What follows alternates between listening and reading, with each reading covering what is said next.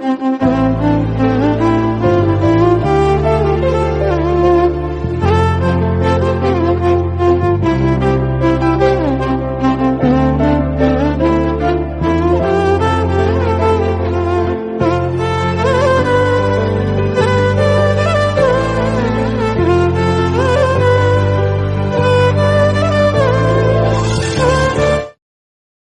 Every one. இன்றைக்கி morning என்ன பண்ணலான்னு சொல்லி போகும்போது கோலம் போடலான்னு சொல்லிட்டு வெளியே எட்டி பார்த்தேன். அப்போ வந்து சன் நல்லாவே இருந்தது. இன்றைக்கி எதுவும் மழையெல்லாம் பெய்யல, ஓகே அப்படின்னு சொல்லிட்டு நானும் கோலம் போடலான்னு சொல்லிட்டு கிளம்பிட்டேன். இப்போ தான் வாசல் வாசல் தெளித்து கோலம் போடலான்னு சொல்லிட்டு கோலம் போடவும் ஸ்டார்ட் பண்ணிட்டேன். எனக்கு கோலம் வந்து ரொம்ப சிம்பிளான ரொம்ப பெருசாலாம் போட தெரியாது. ஆனால் சிம்பிளாக போட்டாலும் நீட்டாக போடணும்னு நினப்பேன். உங்களுக்கு இந்த கோலம் பிடிச்சிருந்துச்சுன்னா எனக்கு கமெண்ட் பண்ணுங்கள், நல்லா இருக்குன்னு சொல்லிவிட்டு. அப்புறம் ஈவினிங் போல் நான் வந்து ஏதாவது ஸ்நாக்ஸ் பண்ணலான்னு சொல்லிட்டு ஐடியா பண்ணேன். அப்போ வீட்டில் பொரி இருந்துச்சு, அதை வச்சு எதாவது பண்ணலான்னு பார்த்தா வெஜ் பொரி சாலட் பண்ணலான்னு சொல்லிட்டு ரெடி பண்ண ஆரம்பிச்சிட்டேன். ஒவ்வொரு வெஜிடபிள்ஸாக கட் பண்ணிகிட்டு இருந்தேன். இப்போ வந்து கேப்சிகம்மை குட்டி குட்டியாக கட் பண்ணிவிட்டு tomato and coriander and onion இன்னும் கட் பண்ணலாம். ஆனியன் கட் பண்ணோம், குக்கும்பர் கட் பண்ணோம். ஓகேன்னு சொல்லிவிட்டு ஆனியனும் கட் பண்ண ஆரம்பிச்சிட்டேன். முன்னாடி வந்து கேப்சிகம் கட் பண்ணேன், இப்போ ஆனியன் கட் பண்ணுறேன்.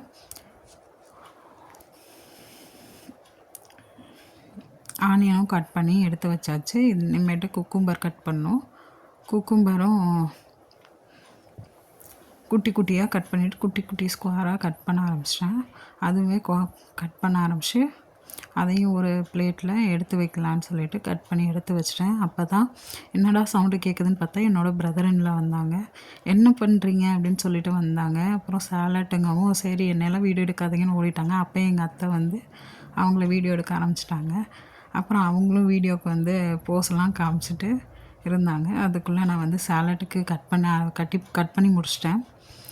சரின்னு சொல்லிவிட்டு ஒவ்வொரு வெஜிடபிள்ஸாக வந்து ஒரு பவுலில் போட்டுட்டு மிக்ஸ் பண்ணலான்னு பார்த்தேன். அப்போ தான் தக்காளி கம்மியாக போடுன்னு சொன்னாங்க. இல்லைன்னா ஒரு மாதிரி சொதன்னு ஆகிடும், தக்காளி கம்மியாக போட்டு செய்ய அப்படின்னு சொன்னாங்க. சரி ஓகே, அதுவும் கரெக்டு தான். தக்காளி நிறைய போட்டால் ஒரு மாதிரி தண்ணி ஆகிடும், அப்புறம் பொரியெலாம் அதில் ஊறிடும். ஏற்கனவே குக்கும்பர்லாம் போட்டனால பொரி வந்து கொஞ்சம் நேரத்துலேயே ஊறிடும்னு சொல்லிவிட்டு தக்காளி கம்மி பண்ணிவிட்டேன். அதுக்கப்புறம் பொரி, அடுத்து மிக்சரையும் போட்டு மிக்ஸ் பண்ண ஆரம்பிச்சிட்டேன்.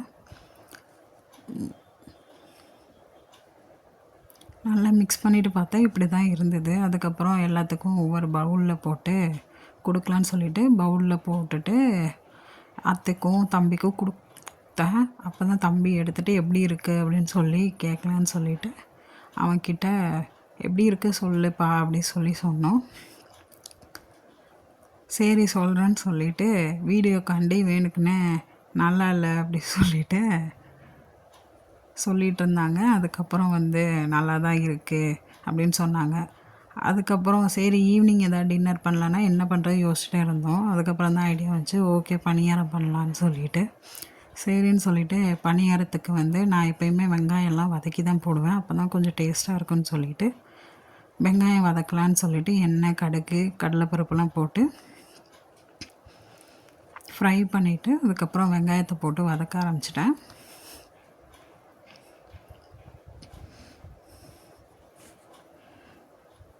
இது ஏன் இவ்வளோ நேரம் நான் வதக்குறேன்னா எண்ணெய் காயறதுக்கு முன்னாடியே கடுகு போட்டுட்டேன். அப்புறம் அத்தை வெயிட் பண்ணி கடுகு பொரியட்டோன்னாங்க. அதுக்கப்புறம் அதனால் கடுகு பொரிஞ்சதுக்கப்புறம் கடலைப்பருப்பு போட்டு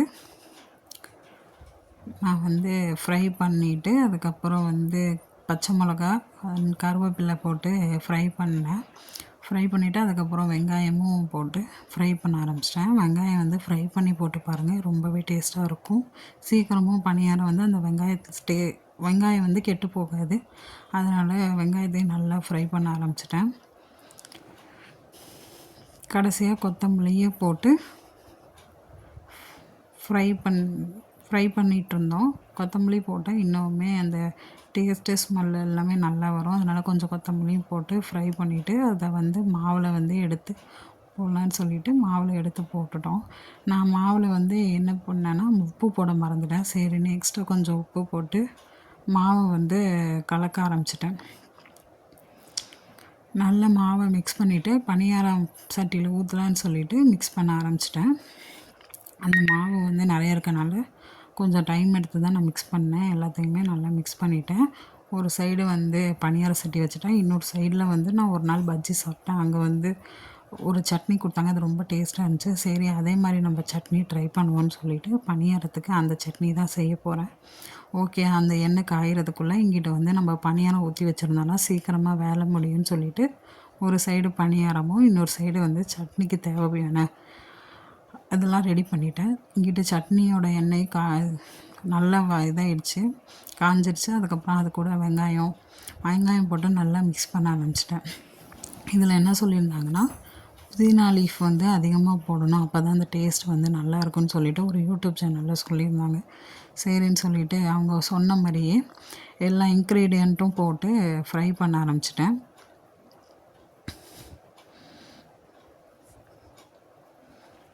அப்புறம் வந்து அத்தை சொன்னாங்க, எண்ணெயே இல்லை, கொஞ்சம் எண்ணெய் ஊற்று அப்படின்னு சொன்னாங்க. சரின்னு சொல்லிவிட்டு எண்ணெயும் ஊற்றுவேன். இதில் ஊற்ற ஆரம்பிச்சிடுவேன். அதில் வந்து வரமிளகா போட்டாங்க, பச்சை மிளகாவும் போட்டாங்க, வரமிளகாவும் போட்டாங்க. அதனால் எக்ஸ்ட்ரா நானும் வரமிளகா போட்டுக்கிட்டேன். அப்புறம் எண்ணெயும் சொன்னேன் இல்லையா, அதுவும் ஊற்றியாச்சு. எண்ணெயும் ஊற்றி நல்லா ஃப்ரை பண்ணிட்டு இருந்தேன். இது ஃப்ரை பண்ணி முடித்தோன்னே இது கூட வந்து கொத்தமல்லியும் புதினாவும் போட்டு மிக்ஸ் பண்ணுவேன். அதுக்குள்ளே பணியாரம் வந்து வேக ஆரம்பிச்சிருச்சு. சரி இதுக்கு மேலே ஏதாவது கரிஞ்சிட போகுதுன்னு சொல்லிவிட்டு திருப்பி விட்டா ஒயிட்டாக தான் இருந்துச்சு, இன்னும் வேகலை. ஓகே, அதையும் கொஞ்சம் திருப்பி விட்டுட்டு அது கூட வந்து நான் புதினாவும் கொத்தமல்லியும் போட ஆரம்பிச்சிட்டேன். தக்காளி வந்து கடைசியாக தான் போடலான்னு சொல்லிட்டு வச்சுருந்தேன். அதுக்கப்புறம் இந்த சட்டி ஏன் குட்டியாக இருக்குன்னா, நான் எனக்கு தகுந்த மாதிரி இதை எடுத்தேன். ஆனால் இவ்வளோ தூரம் இது வரும்னு தெரில. நான் சரி கம்மியாக தான் இருக்குன்னு சொல்லிவிட்டு இந்த சட்டியில் பண்ணேன், இந்த பேனில் நான் பண்ணேன். அதுக்கப்புறம் அது நிறையா வந்துருச்சு. அதுக்கப்புறம் தக்காளியும் சேர்த்து இது கூட நான் ஃப்ரை பண்ணேன். அப்போ வந்து சட்டியில் வந்து ஃப்ரை பண்ணவே முடியல. சரி இதுக்கு உப்பு போட்டிருக்கேனா என்னென்னு செக் பண்ணலான்னு பார்த்தா இதில் உப்புமே நான் போடலை, மறந்துட்டேன். அப்புறம் டேஸ்ட் பண்ணி பார்த்து உப்பு இல்லைன்னு சொல்லிவிட்டு உப்புமே நான் போட்டுட்டு நல்லா நான் வந்து ஃப்ரை பண்ண ஆரம்பிச்சிட்டேன்.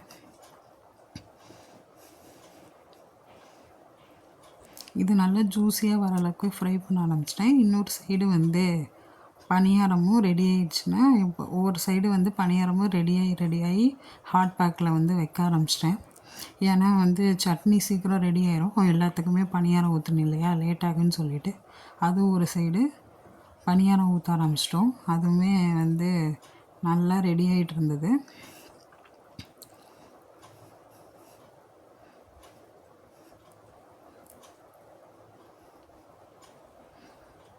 எல்லா குழிலையுமே பணியாரம் மாவு ஊற்றி வேக வைக்கலான்னு சொல்லிவிட்டு ஃப்ரை பண்ணலான்னு சொல்லிட்டு பண்ண ஆரம்பிச்சிட்டோம். இப்போ தான் செகண்ட் இது. அதுக்குள்ளேயும் தக்காளி சட்னி வந்து கொஞ்சம் நல்லா தண்ணி விட ஆரம்பிச்சிருச்சு. தண்ணி விட்டு அது நல்லா வதங்க ஆரம்பிச்சிருச்சு.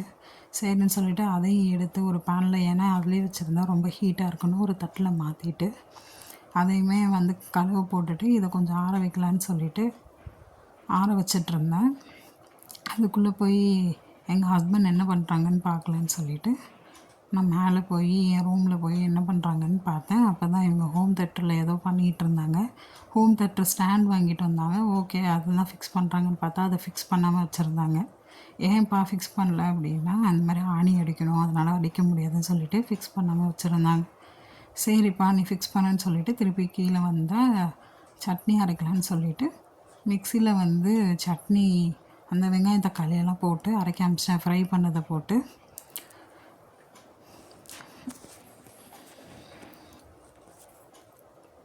அரைக்க ஆரம்பிச்சிட்டேன். அதுக்கப்புறம் அரைச்சதுக்கப்புறம் அந்த சட்னி வந்து ஒரு பவுலில் ஊற்றிட்டு அதை வந்து எடுத்து வச்சிட்டேன். இதுக்கு தாளிக்கெல்லாம் ஒன்றும் தேவையில்லைன்னு சொல்லிட்டாங்க. சரின்னு தாளிக்கலை.